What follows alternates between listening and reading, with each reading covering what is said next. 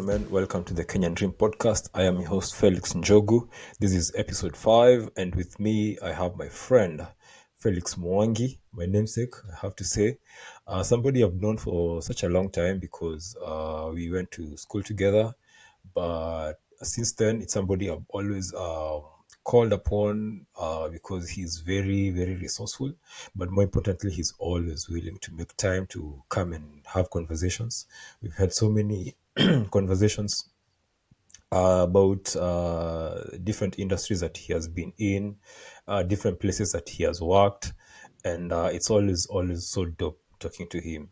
So without further ado, let me welcome my friend Felix Mwangi. Karibu sana. Thank you, thank you. My name is Felix Mwangi.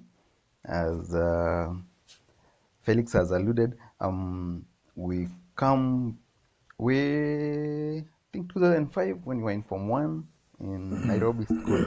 So same high school, same class, the same stream, 4S. So I'm grateful for his invitation, and I hope I'll be resourceful in the information that I'll provide or share. So there's so many things we can talk about, but let's go back to when you got into university, because that is mainly what I want this today's discussion to mainly focus on. You went to UON. Yes. Ulikuwa unafanya, what's the full title of the course? Najua inaitwa agribusiness, but does it have like a full So title? it's a Bachelor of Science in Agribusiness Management. Bachelor of Science in Agribusiness Management. Yes. Could you summarize what that course is about? So the course, as it says, there's agriculture and business. So the whole idea about the course was to make agriculture a business entity. So like normally, especially in our country, agriculture is viewed from the point of subsistence, like you farm to eat, but it's never really about business. So agribusiness, how it's designed is to make agriculture a business. So you teach the farmers, or you learn about money, credit, then taking agriculture from the point of subsistence to the point of an income generating Activity. activity. So that's the whole idea. So if you look at the units that you are doing, they were a combination of what you can say someone who is doing in finance and someone doing in agriculture. So it was more or less yeah. So basically, by the time you finished, you could like prepare your balance sheet, your cash flow statements, all those Yes. things. Yes, Nice. and you can comfortably go to a farmer who is just farming for subsistence or for his own consumption, and take them through the process of making the activity to be a commercial entity. A commercially viable Yeah. entity. And do you feel Yes. the course was good at that? Like you feel by the time ulikuwa unamaliza ulikuwa na that ability? So personally, I feel like there was a bit of mismatch with what we are taught and what's on the ground. Because most of us, once Or we were done with the course, there was no difference between someone who did agronomy, someone who did horticulture. Like the market or the out here, they don't really recognize the difference with what we really learned. So you find that most of those guys that we were with, they are selling agriculture products like fertilizers, chemicals. You see. So I guess so the course is well designed and has the good intention, but really the country or the whole setup is not really ready for the so agribusiness person. there's a mismatch between the economy that you're getting into and Yeah. what you went to school for. Yes. And So now let's transition after university. I Yeah. know you got work. Yes. You what how did you transition? How did you find yourself where you found yourself? So upon completing my studies, you know how once you graduate, you sending CV here and there. So I did several applications, and one of the applications that I got was for a management trainee in a company called AAA Growers. So it's AAA Growers. So they were running this management trainee program. And then because you know those are farms, they deal with flowers, French beans, let's say horticulture products, and chilies. Because I So think they are they are large mainly in scale. chilies. Yes, in large scale. They Because are they large export. scale horticulture. Yes, they export. They have several branches in Kenya. So personally, I was called in the branch in Thika, somewhere called Keno or Kabati. Yeah. So that was the first time I got employed. That was in 2015, early 2015. Yeah, but so I in the management trainee, you are to go through every department. And finally, personally, I was assigned in the department of chemicals. So you learn about the fertilizer and the chemicals that are sprayed in the farm. So to control pests, diseases, and all that. Yeah, yeah. What are So some of the other departments that you probably were? Did you rotate in other departments, yes, and yes, yes. which are So those initially, other once departments? you get in the farm, they'll take you through. You have to go to the farm, like the farm. You deal with the workers because they want you to learn how to manage the workers. You have to learn the different crops that they are farming there. Then you'll be taken to the HR, so you have to learn the payroll and all. So and then they take you to pack house because they add value to their products before exporting them. So they'll also take you to the export the pack house. Um, then there are some areas like the water, the guy who manages water and all. Yeah. So the challenge I think with AAA was, and that's why I think they brought in the management trainee department, is most of the people here they are working out of experience rather than academic qualification. Or say they had whatever they were practicing. It was a product of years of being there. Like Yes, yes, do it yes. So you until you just get come it in. right. Yes. So you come in as a casual worker. Let's say you come as someone to spray. You don't need any prior qualification, or you Hiyo come hata as mi someone nimespray. to. So you come in someone to till the land. Then they notice you are quite hardworking. They retain you. Then they make you a supervisor, and like that. So, but sasa the assumption is that you, as the management trainee, you have the academic qualifications, like you're able to learn quickly, or Yes, yes, yeah, like yes, unaweza yes. pelekwa hii department 2 weeks, your Yeah, department ingine, and by the time you finish your internship, you're ready for like a management role.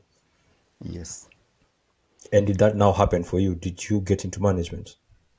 Yes, I did. I was assigned that department of chemicals, so I was like the assistant. I was the assistant because we had the agronomist. Agronomist was like the guy because I'm still new to these things. So agronomist was like the guy above me, but in truth, I was the one who was managing that department. Wewe ndio ulikuwa unafanya kazi yote? Yeah, but haikuwa kazi mingi vile because the thing was to assign sprays because there's a big farm. So they have different blocks that need to be sprayed. So you have to make like a timetable, because I had two supervisors under me, and they had a team of sprayers. So you have to make sure that, so all the blocks that have to be sprayed, umepanga the timetable so well that within that week, there's no block that will not be sprayed. And then there are And some when you things. say Yeah. Sorry to cut you short. When you say a large scale, how big are we talking? How big is the land that we are talking about? Triple A could be about 100 acres. Yeah, they're In about. that Kenol area, in that Kabati area. Yes, yes, that Kabati only. Mm. Yeah. And they are growing a bunch of things, different. Yes, they are doing. But their main product was chilies. That's where I developed the interest about chilies and I know you have a bias for Chile, and we'll get to yeah. that. You unalimaga hiyo sana. So how long did you stay at Tripoli? So I there comes the issue because I was there for only 3 months. Oh wow, And it sounds na venye umeongea ni kama ulikuwa hapo for like a whole year. no. But I got to Mm, learn a lot in a way that I felt mm, like I was like there for 2 or 3 years. But the thing is, mm, yeah, I got to learn so much. There was so much, I was green from school, and in school it's just theory, and then here you're in the practical field. mm, So I really learned a lot. But I think the reason as to why I left mm, has to be about the whole setup. I really felt like I'm stranded. Like you go to a place where everyone wants to frustrate you. Like the guys there, they feel like you guys are mm. coming here because you have a degree, and we have the experience. You guys know nothing. How do we teach you and then Oh, you come to be our manager? You see, mm, mm. because they were the ones who are teaching us the practical part of it. Yeah. So umeingia straight from university. 3 months in, you've already started experiencing corporate Yeah. politics, Yeah. so And to then speak. yeah, and then the you interact with people there, and then you look at someone has been there for like 10 years, and you can't really tell the growth in them. So personally, I feel like I'm too young to be in this environment. Mm. So Also, we had some up and down with the agronomist guy. Then there are some things that I felt were wrong, like the working hours are from 8 to should be for 4:30. But the guy will once for 30 they tell you to clock out because they had the system of clocking in and out, yeah. So they will tell you to clock out, and then you get go back to office. mm, Yeah, and then I feel like I didn't have life because you would go from Monday to Saturday. You only have Sunday. You have to do all these things. You need to sleep. You need to wash your mm, clothes. mm. Yeah, I think it was just too much So for back too then. much for you. After 3 months, Yeah. you now move. Yes. How does that happen? Uh, I will say first of all that was quite I'll say mistakes of being a young person, because I think I wouldn't have just left because I left with no plan. Oh, wow. Yeah, I left with no plan, but down the line, like I think a week after, I was called by Brookside for some same management trainee. And the things you are called and you can't remember when you applied, because after school you're applying, you're You play sending so so many so many applications. things. Mm, Yeah, so they called me, but I couldn't recall when I applied for the said job. mm, So the Stripway, no, no, sorry, Brookside kind of gave me so much hope. So even when I left, now I was feeling like I'm still confident in leaving Tripoli. mm, After leaving Tripoli, sorry. mm. But now they never really, we did the interview, but they never called back. So I assumed And I this was never in the qualified. in ile, The, I think Ruiru. headquarters HQ yao inakoga Yes, Ruiru. Ruiru. Yeah, Uh-huh. Ruiru. Hapa Uh-huh. Ruiru. Yeah. Uh, So uh-huh. so You didn't we get that even one. formed a WhatsApp group with the guys that we went for your interview. Ya Then kuulizana umeitwa. then everyone would be like, "Hi, bado, But so peer I- people can not tell the truth, peer. So you can, Mwenye aliitwa hakusema ukweli, aliitwa lakini yeah, so you, hakusema, labda that alileft is it. group. Yeah. Hata aku left group, but I don't know. Everyone was just saying Eh, sijaitwa. Then I thought, eh, out of kutojua tu, even I made 2 trips naenda huko kuuliza. mm. Naenda kuuliza kwani results zinatoka lini. Kwani kulienda aje? Eh, then pia nikaitwa Mm. ingine. I was after hapo, I was nilienda, there's a sugar factory in Kwale called, I think, Ramisi. You have heard of They have Ramisi? they have rebranded to Kwale something, but the initial name was Ramisi Sugar Factory. Mm-hmm. But they Mm. have rebranded.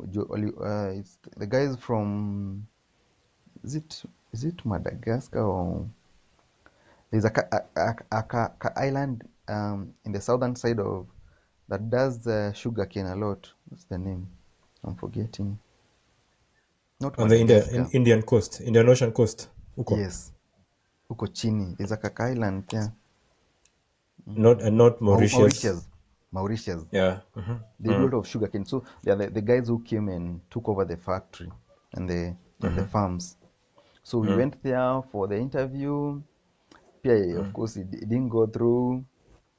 So for like, let's say almost a year, I didn't have work from, I think, Wow. April to August. I was just at home. Mm. That's Kilikuramba. where, yeah. I remember at some point, manze, hata hiyo time ilikuwa shida, manze. I was just at home and feeling like, now what's this? What's going on, manze? Mm. Then the sad part about it, unaingia, let's say, this social media, Facebook, and you see your friends, manze, wenye mlikuwa nao high school, campus, manze, they are doing so well, manze. Uko tu ocha, man. Unapata mtu anasema promotion. Unapata promotion. Watu Eh, hujapata job ya kwanza. mm. Mm. So Mm. then hiyo time kulikuwa na hii, there was this thing about banks kuchukua watu sana regardless of the course. Ah, uh-huh. So I could see guys, manze, wameenda, mtu anafanya wapi KCB, mwingine ameenda wapi. So but I think, as part of life, so after hapo ndio my mom, there's a lady my mom used to, my mom is a teacher.